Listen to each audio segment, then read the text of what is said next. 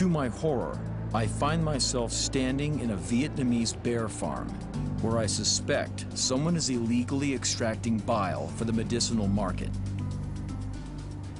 Bear's head has a lot of signs of rubbing against the bars. His skin is now all scarred.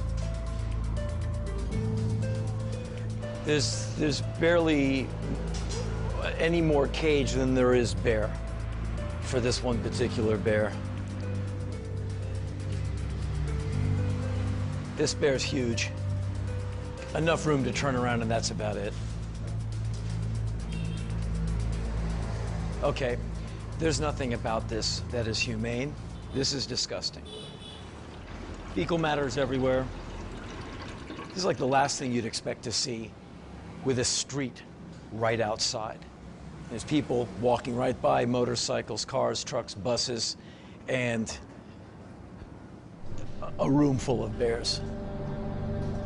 I walked into what looked like a small garage that was row after row of incarcerated moon bears.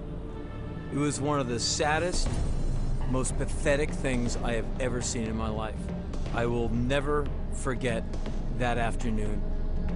The idea that they may still be in those cages right now saddens me as I say this. Vietnam banned bear bile farming in 2005. They continue to crack down on the practice, but are up against a tradition that dates back thousands of years. I've got some questions for this lady. They say they're not extracting bile from these bears, but why else would you be keeping 20-some bears in a place this size?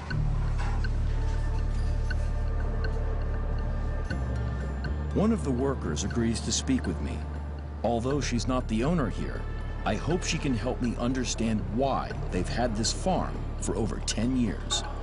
I've been told in Vietnam, people extract bile from bears for medicine. Do you do that here? Is that part of the reason you have all the bears, is for the bile? They're pets, but we also extract bile once every 6 to 7 months. But the income from it is very low. Thank you very much for letting us see your bear farm. Using bear bile for medicinal purposes, this is very old medicine. Things are better. We have different ways of going about things now. It's time for the extraction of bear bile from bears to come to an end.